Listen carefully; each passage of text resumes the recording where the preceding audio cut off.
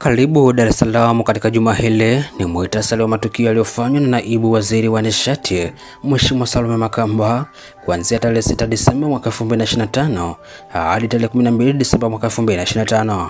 Langu jina naitwa Samson Fulgensi. Karibu. Mnamo Disemba 6 mwaka 2025, Mheshimiwa Salome Makamba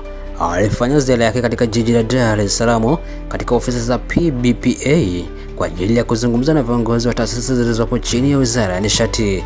Naibu Waziri wa Nishati Mheshimiwa Salome Makamba ametoa wito kwa wakala wa uagizaji mafuta kwa pamoja na PBPA kuhakikisha wanatoa fursa za uwekezaji kwa wawekezaji wazawa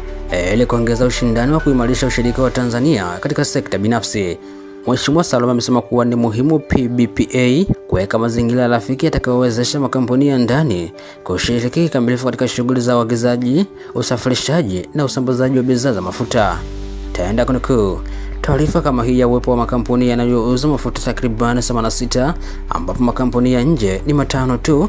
inapaswa kujulikana na umma wa Tanzania. Elezamilia serikali ya awamu ya 6 kuwawezesha wazawa ijulikane ili Watanzania kuona wazawa wanapewa nafasi ya kushiriki kikamilifu katika uwekezaji huu ili tuweze kujenga uchumi endelevu unaowanufaisha Watanzania wengi zaidi, amesema Mheshimiwa Salome.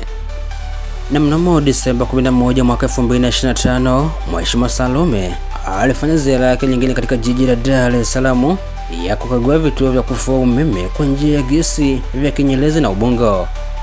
Mheshimiwa Salome Makamba alisema kuwa serikali inaendelea kutekeleza miradi mbalimbali ya kuboresha miundombinu ya umeme nchini ili kuhakikisha wananchi wanapata umeme wa uhakika.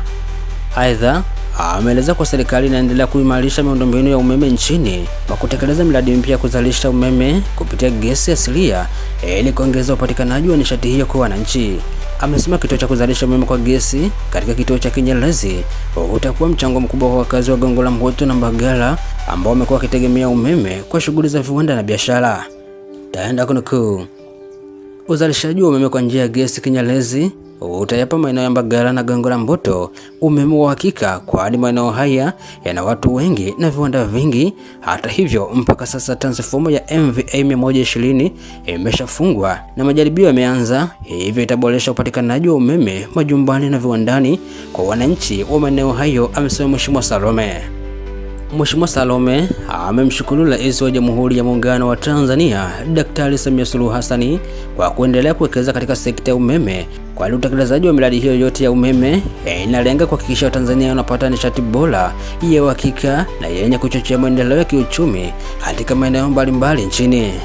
Aidha, amelipongeza shirika la umeme Tanzania TANESCO kwa kuendelea kuboresha miundombinu ya umeme, lakini pia kwa kuhakikisha wanaendesha mitambo hiyo ni wazawa na hivyo kuongeza ujuzi wa ndani na kupunguza gharama za uendeshaji. Kwa upande wake, mkurugenzi mtendaji wa shirika la umeme Tanzania TANESCO Bwana Lazaro Twenge ameeleza kuwa miradi hiyo ina manufaa makubwa kwa wakazi wa Dar es Salaam, kwani inaboresha uwezo wa miundombinu kuendana na ongezeko la mahitaji ya kila siku, huku akisisitiza kuwa kutokana na uzalishaji wa umeme katika kituo cha Kinyerezi, wananchi wameendelea kupata umeme wa uhakika na wa kudumu katika matumizi ya majumbani na viwandani. Na mnamo Desemba 12 mwaka 2025, Mheshimiwa Salome Makamba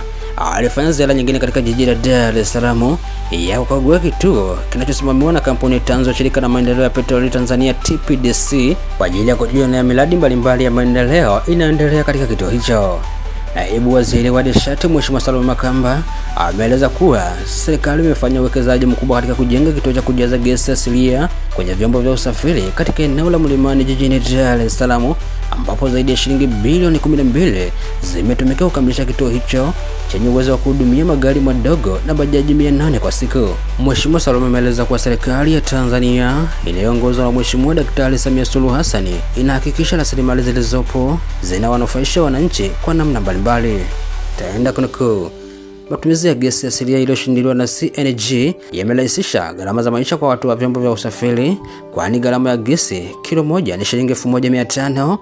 ambapo ukiwa na mtungi wa kilo 17 unaweza kusafiri umbali wa kilomita 50. Hii inaonyesha dhahiri kuwa gesi ina gharama nafuu zaidi kuliko mafuta. Lakini pia kutokana na wingi wa magari ya biashara na bajaji katika mkoa wa Dar es Salaam, uwekezaji huu umekuwa ni fursa kwa wafanyabiashara hao katika kupunguza gharama za uendeshaji na kuongeza kipato, amesema Mheshimiwa Salome. ameeleza kuwa hadi kufikia Juni mwaka 2026 kutakuwa na vituo vingine 7 vya kujaza gesi katika maeneo ya kila barabara kubwa ya mkoa wa Dar es Salaam, huku akisisitiza kuwa serikali pia imeanza mpango kujenga vituo vikubwa katika mikoa ya Morogoro, Dodoma, Arusha, Kilimanjaro na Tanga ambavyo vitasaidia wananchi wa mikoa hiyo kupata huduma, lakini pia wananchi wa mikoa ya karibu kunufaika na huduma husika. Mheshimiwa Salome ametoa wito kwa sekta binafsi kuongeza kasi ya uwekezaji katika miundombinu ya gesi asilia, akibainisha kuwa mahitaji ya nishati nafuu yanaongezeka kwa haraka nchini, hivyo ni fursa kwa kuwekeza